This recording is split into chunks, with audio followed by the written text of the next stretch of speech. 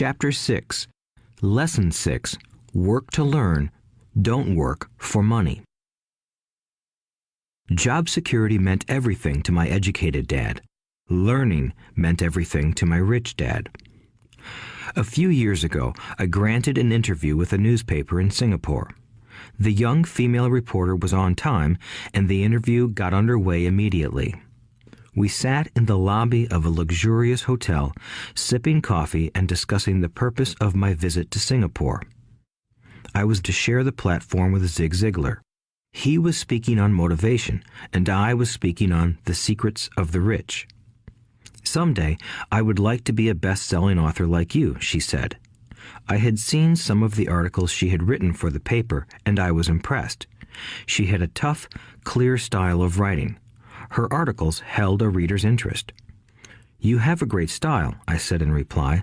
"What holds you back from achieving your dream?" "My work does not seem to go anywhere," she said quietly. "Everyone says that my novels are excellent, but nothing happens. So I keep my job with the paper. At least it pays the bills. Do you have any suggestions?" "Yes, I do," I said brightly. "A friend of mine here in Singapore runs a school that trains people to sell.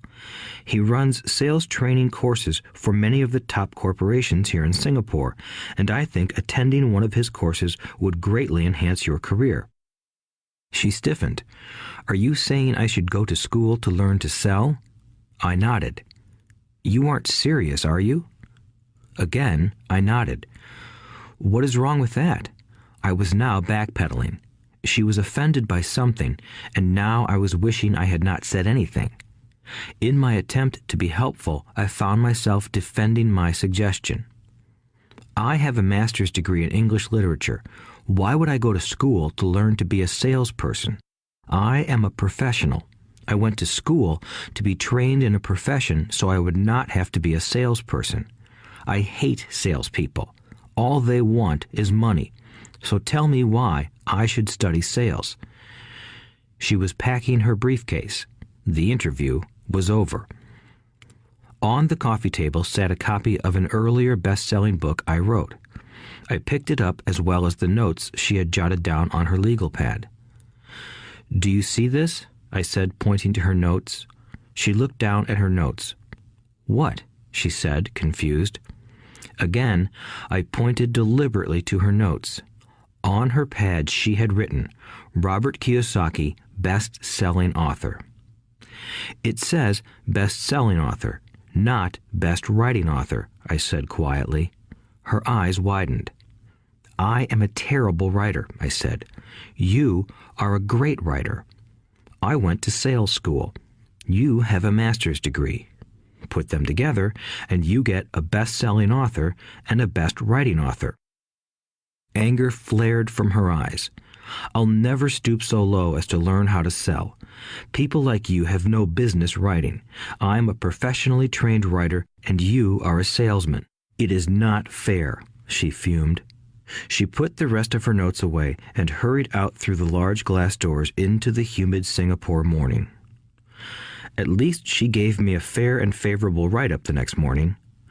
The world is filled with smart, talented, educated, and gifted people. We meet them every day. They are all around us. A few days ago, my car was not running well. I pulled into a garage, and the young mechanic had it fixed in just a few minutes. He knew what was wrong by simply listening to the engine. I was amazed. I am constantly shocked at how little talented people earn. I have met brilliant, highly educated people who earn less than $20,000 a year.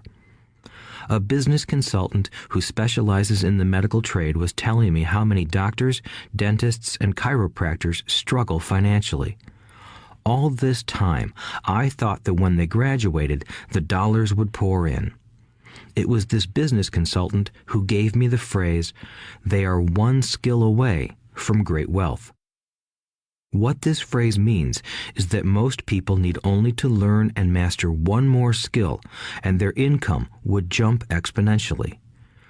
I have mentioned before that financial intelligence is a synergy of accounting, investing, marketing, and law.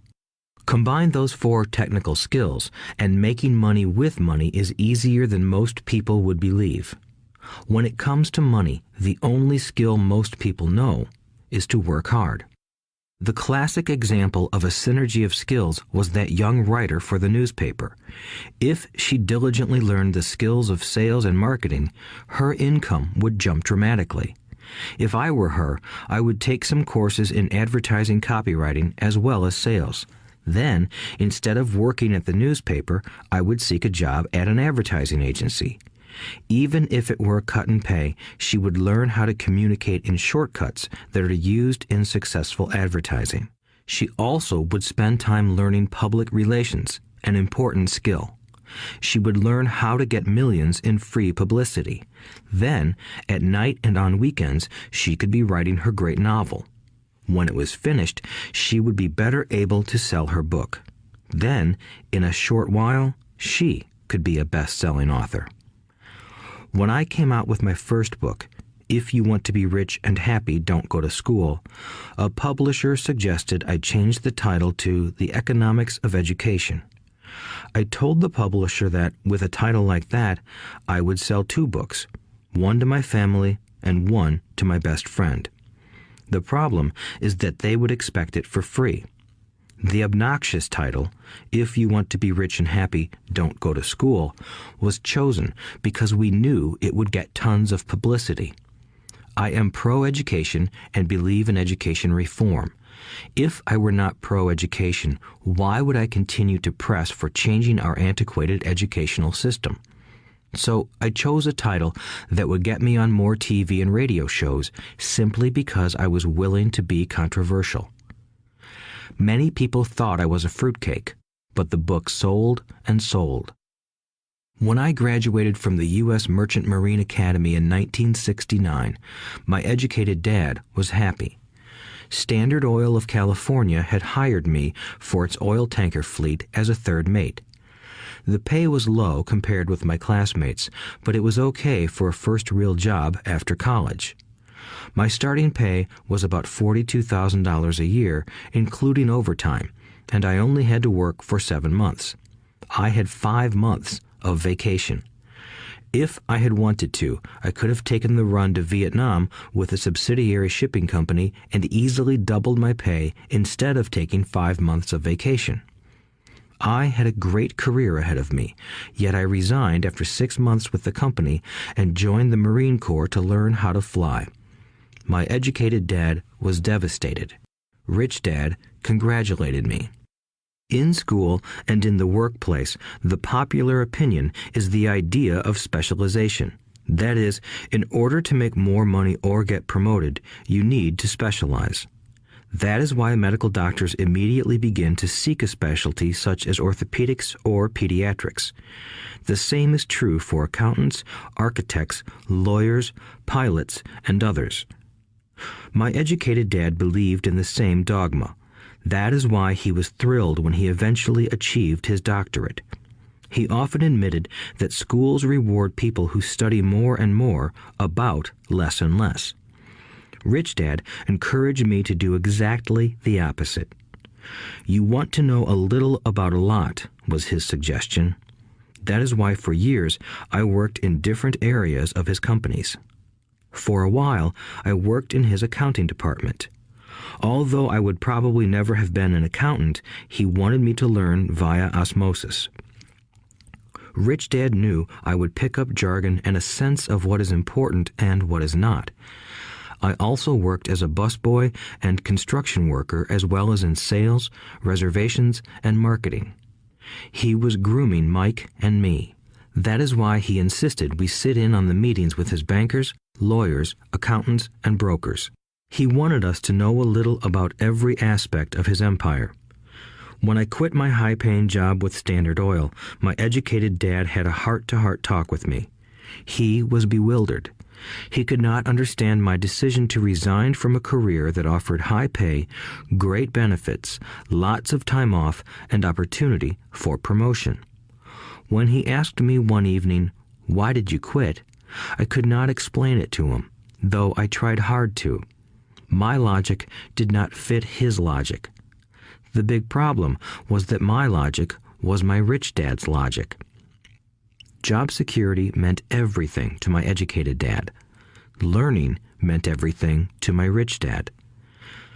Educated dad thought I went to school to learn to be a ship's officer. Rich dad knew that I went to school to study international trade. So as a student, I made cargo runs, navigating large freighters, oil tankers, and passenger ships to the Far East and the South Pacific. Rich dad emphasized that I should stay in the Pacific instead of taking ships to Europe because he knew that the emerging nations were in Asia, not Europe. While most of my classmates, including Mike, were partying at their fraternity houses, I was studying trade, people, business styles, and cultures in Japan, Taiwan, Thailand, Singapore, Hong Kong, Vietnam, Korea, Tahiti, Samoa, and the Philippines. I was partying also, but it was not in any frat house. I grew up rapidly. Educated dad just could not understand why I decided to quit and join the Marine Corps. I told him I wanted to learn to fly, but really I wanted to learn to lead troops. Rich dad explained to me that the hardest part of running a company is managing people. He had spent 3 years in the Army. My educated dad was draft exempt. Rich dad valued learning to lead men into dangerous situations. Leadership is what you need to learn next, he said. If you are not a good leader, you'll get shot in the back, just like they do in business. Returning from Vietnam in 1973, I resigned my commission, even though I loved flying. I found a job with Xerox Corporation. I joined it for one reason, and it was not for the benefits. I was a shy person, and the thought of selling was the most frightening subject in the world. Xerox has one of the best sales trainings programs in America. Rich dad was proud of me. My educated dad was ashamed. Being an intellectual, he thought that salespeople were below him. I worked with Xerox for 4 years until I overcame my fear of knocking on doors and being rejected. Once I could consistently be in the top 5 in sales, I again resigned and moved on, leaving behind another great career with an excellent company. In 1977, I formed my first company. Rich dad had groomed Mike and me to take over companies, so I now had to learn to form them and put them together. My first product, the nylon and Velcro wallet, was manufactured in the Far East and shipped to a warehouse in New York, near where I had gone to school. My formal education was complete, and it was time to test my wings. If I failed, I would go broke. Rich dad thought it best to go broke before 30. You still have time to recover, was his advice. On the eve of my 30th birthday, my first shipment left Korea for New York. Today, I still do business internationally, and as my rich dad encouraged me to do, I keep seeking the emerging nations. Today, my investment company invests in South American countries and Asian countries, as well as in Norway and Russia. There is an old cliche that goes, "Job is an acronym for just over broke." Unfortunately, I would say that applies to millions of people. Because school does not think financial intelligence is an intelligence, most workers live within their means. They work and they pay bills. There is another horrible management theory that goes, workers work hard enough to not be fired, and owners pay just enough so that workers won't quit. And if you look at the pay scales of most companies, again, I would say there is a degree of truth to that statement. The net result is that most workers never get ahead. They do what they've been taught to do, get a secure job.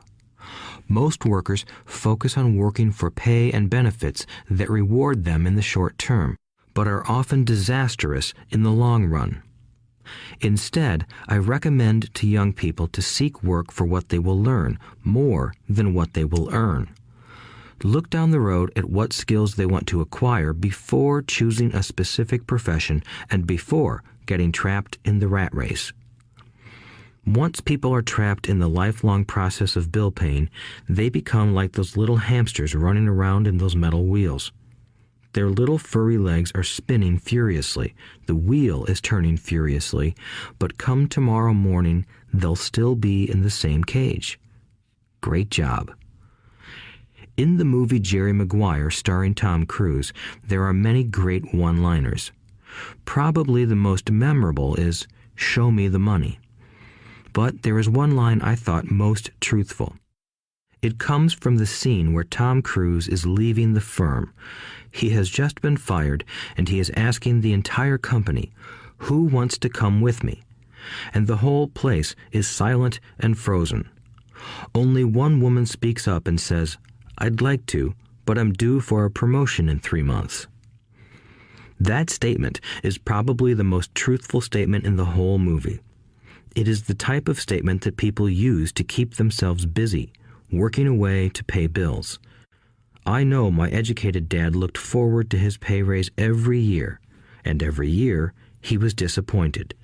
So he would go back to school to earn more qualifications so he could get another raise. Then, once again, there would be another disappointment. The question I often ask people is, where is this daily activity taking you? Just like the little hamster, I wonder if people look at where their hard work is taking them. What does the future hold?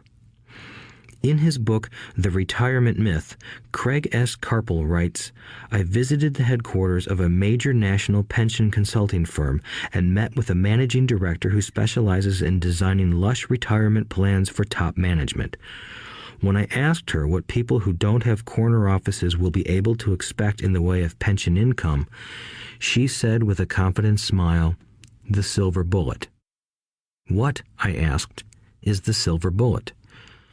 She shrugged and said, "If baby boomers discover they don't have enough money to live on when they're older, they can always blow their brains out." Carpel goes on to explain the difference between the old defined benefit retirement plans and the new 401k plans that are riskier. It is not a pretty picture for most people working today, and that is just for retirement. Add medical fees and long-term nursing home care, and the picture is frightening. Already, many hospitals in countries with socialized medicine need to make tough decisions such as who will live and who will die. They make those decisions purely on how much money they have and how old the patients are. If the patient is old, they often will give the medical care to someone younger. The older, poor patient gets put to the back of the line. Just as the rich can afford better education, the rich will be able to keep themselves alive, while those who have little wealth will die. So I wonder, are workers looking into the future or just until their next paycheck, never questioning where they are headed? When I speak to adults who want to earn more money, I always recommend the same thing. I suggest taking a long view of their life. Instead of simply working for the money and security, which I admit are important, I suggest they take a second job that will teach them a second skill. Often I recommend joining a network marketing company, also called multi-level marketing, if they want to learn sales skills. Some of these companies have excellent training programs that help people get over their fear of failure and rejection, which are the main reasons people are unsuccessful. Education is more valuable than money in the long run. When I offer this suggestion, I often hear in response, "Oh, that is too much hassle," or "I only want to do what I am interested in." If they say it's too much of a hassle, I ask, so you would rather work all your life giving 50% of what you earn to the government? If they tell me, I only do what I am interested in, I say, I'm not interested in going to the gym, but I go because I want to feel better and live longer. Unfortunately, there is some truth to the old statement, you can't teach an old dog new tricks. Unless a person is used to changing, it's hard to change. But for those of you who might be on the fence when it comes to the idea of working to learn something new, I offer this word of encouragement. Life is much like going to the gym. The most painful part is deciding to go. Once you get past that, it's easy. There have been many days I have dreaded going to the gym, but once I am there and in motion, it is a pleasure. After the workout is over, I am always glad I talked myself into going. If you are unwilling to work to learn something new and instead insist on becoming highly specialized within your field, make sure the company you work for is unionized. Labor unions are designed to protect specialists. My educated dad, after falling from grace with the governor, became the head of the teachers' union in Hawaii. He told me that it was the hardest job he ever held. My rich dad, on the other hand, spent his life doing his best to keep his companies from becoming unionized. He was successful. Although the unions came close, Rich Dad was always able to fight them off. Personally, I take no sides because I can see the need for and the benefits of both sides. If you do as school recommends, become highly specialized, then seek union protection. For example, had I continued with my flying career, I would have sought a company that had a strong pilots union. Why? Because my life would be dedicated to learning a skill that was valuable in only one industry. If I were pushed out of that industry, my life's skills would not be as valuable to another industry. A displaced senior pilot with 100,000 hours of heavy airline transport time, earning $150,000 a year, would have a hard time finding an equivalent high-paying job teaching in school. Skills do not necessarily transfer from industry to industry. Skills the pilots are paid for in the airline industry are not as important in, say, the school system. The same is true even for doctors today. With all the changes in medicine, many medical specialists are needing to conform to medical organizations such as HMOs. School teachers definitely need to be union members. Today in America, the teachers' union is the largest and the richest labor union of all. The NEA, the National Education Association, has tremendous political clout. Teachers need the protection of their union because their skills are also of limited value to an industry outside of education. So the rule of thumb is highly specialized, then unionize. It's the smart thing to do. When I ask the classes I teach, how many of you can cook a better hamburger than McDonald's, almost all the students raise their hands. I then ask, so if most of you can cook a better hamburger, how come McDonald's makes more money than you? The answer is obvious. McDonald's is excellent at business systems. The reason so many talented people are poor is because they focus on building a better hamburger and know little to nothing about business systems. A friend of mine in Hawaii is a great artist. He makes a sizable amount of money. One day, his mother's attorney called to tell him that she had left him $35,000. That is what was left of her estate after the attorney and the government took their shares. Immediately, he saw an opportunity to increase his business by using some of this money to advertise. 2 months later, his first 4-color full-page ad appeared in an expensive magazine that targeted the very rich. The ad ran for 3 months. He received no replies from the ad, and all of his inheritance is now gone. He now wants to sue the magazine for misrepresentation. This is a common case of someone who can build a beautiful hamburger but knows little about business. When I asked him what he learned, his only reply was, "Advertising salespeople are crooks." I then asked him if he would be willing to take a course in sales and a course in direct marketing. His reply, "I don't have the time, and I don't want to waste my money." The world is filled with talented poor people. All too often, they're poor or struggle financially or earn less than they are capable of, not because of what they know, but because of what they do not know. They focus on perfecting their skills at building a better hamburger rather than the skills of selling and delivering the hamburger. Maybe McDonald's does not make the best hamburger, but they are the best at selling and delivering a basic average burger. Poor Dad wanted me to specialize. That was his view on how to be paid more. Even after being told by the governor of Hawaii that he could no longer work in state government, my educated dad continued to encourage me to get specialized. Educated Dad then took up the cause of the teachers' union, campaigning for further protection and benefits for these highly skilled and educated professionals. We argued often, but I know he never agreed that over-specialization is what caused the need for union protection. He never understood that the more specialized you become, the more you are trapped and dependent on that specialty. Rich Dad advised that Mike and I groom ourselves. Many corporations do the same thing. They find a young, bright student just out of business school and begin grooming that person to someday take over the company. So these bright young employees do not specialize in one department. They are moved from department to department to learn all the aspects of business systems. The rich often groom their children or the children of others. By doing so, their children gain an overall knowledge of the operations of the business and how the various departments interrelate. For the World War II generation, it was considered bad to skip from company to company. Today, it is considered smart. Since people will skip from company to company rather than seek greater specialization in skills, why not seek to learn more than to earn?